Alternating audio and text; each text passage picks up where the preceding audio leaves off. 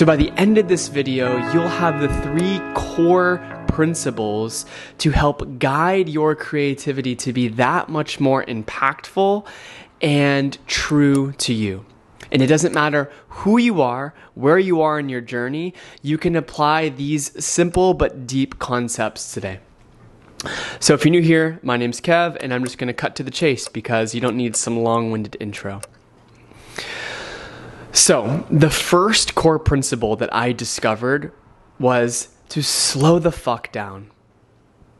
It's not hard to look around and see how speedy and dysregulated our culture is. And what I mean by dysregulated, I mean the predominant sort of ethos in default that people operate in today is fight or flight.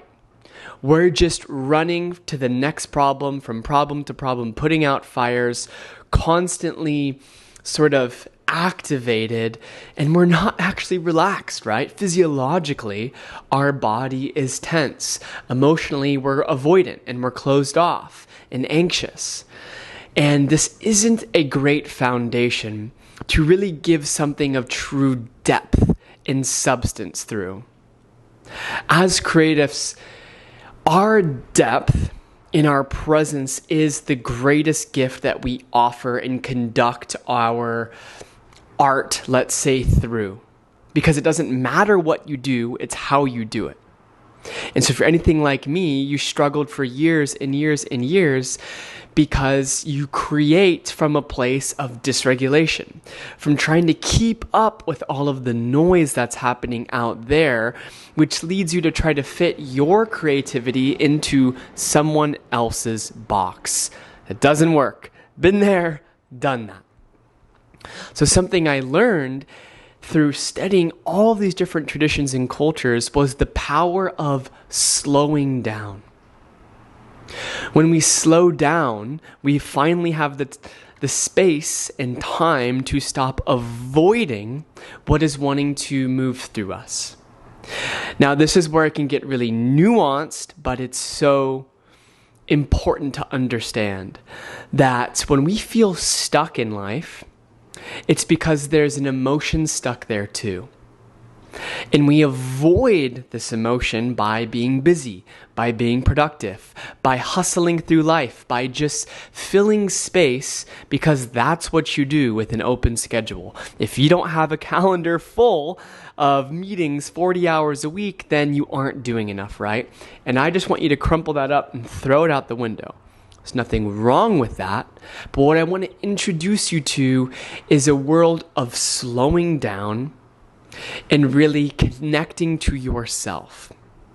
And what this means is there's likely an emotion or many emotions, if you feel anxious, that's the case, that are wanting to be expressed through you and felt, so that you can become free, so that you have that energy now available to create, right?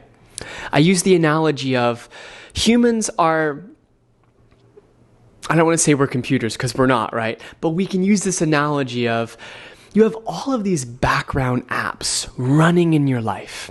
Emotions you haven't felt, situations left unresolved, all of these to-dos.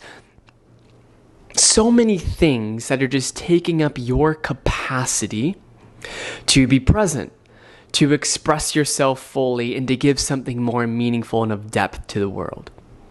And when we slow the fuck down, what happens is we're able to digest, literally, we're no longer in fight or flight, we're able to relax, we're able to digest, and then we're able to digest our emotions. We're able to feel, process, emote, release, cleanse, right?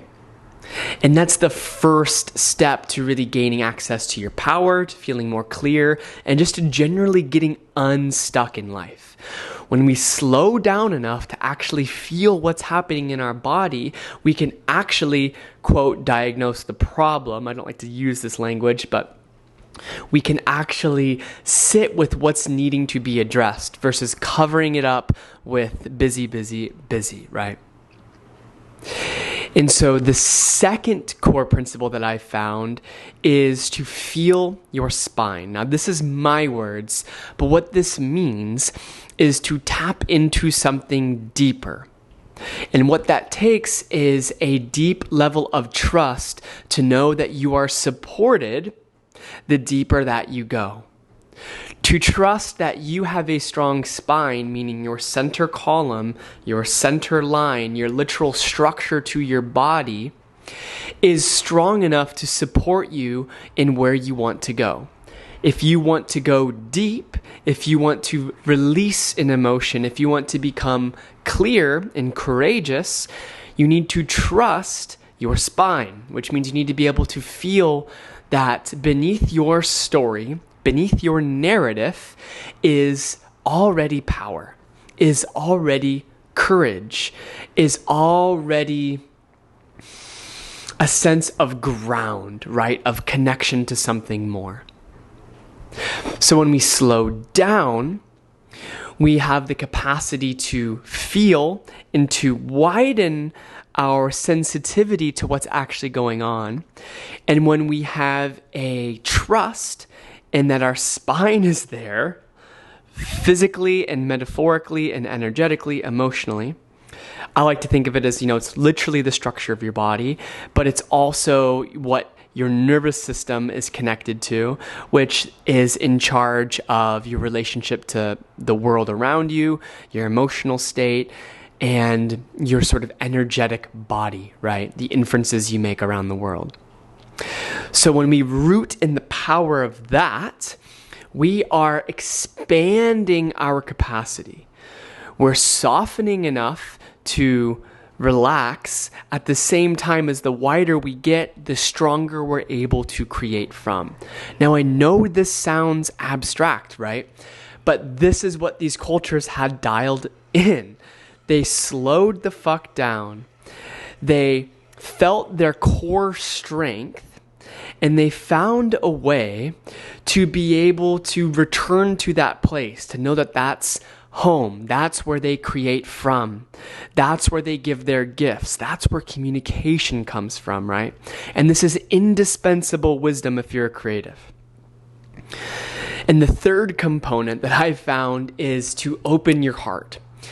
And what I mean by open your heart is this, is to literally open to the sensations of what it means to feel your own aliveness, which means allowing energy, allowing emotion, allowing life to enter into your feeling body, to be able to have the capacity to actually feel into a moment, to feel into what you are experiencing, and to open to the fullness of what any moment has. Because when we are closed, we are not entertaining possibility. We are choosing our own self-limiting narrative over collaborating with life in a way that life is uniquely trying to bring something forth through us, right? So opening your heart means literally, physiologically, I'm going to hold it higher, open it, and that gesture is one that it attracts and magnetizes everything that we crave as humans, right? You also get the hard things, but when you are alive, you're just alive. There's no good and bad. There's joy and there's sad. There's love and heartbreak. There's, rest and there's stress. It's all part and parcel to tuning into your aliveness. You're going to get it all. And what this does, again, is now that you have slowed down enough to feel yourself, you felt your spine so that you know that there is deep strength supporting you so that you can do the scary thing, that you can feel what you need to feel, that you can express yourself in a way you haven't before. When you open your heart, you're telling life, I am open and I trust and I'm going to do this anyways because this is coming from the most true part of me. Now, I wish I could say, here's your XYZ strategy to finally get exactly what you want in life. It doesn't work like that. And anybody saying that is full of shit because it's different for every single person. But these are the components that you need to live full, to live authentically, and to give your gifts in a way that resonates with the right people because you're tapping deeply into you. And your open heart is what the world craves. To have your heart open, which means I'm literally open to life, is a rebellious act because everything in the world seems like it's designed to get you to close, to numb, to tune out, to drop your presence. But for the creative who chooses depth, openness, and aliveness, and from that place, I'm going to create because this brings me joy, because this connects me to myself, because it's the world I want to believe in and create more of.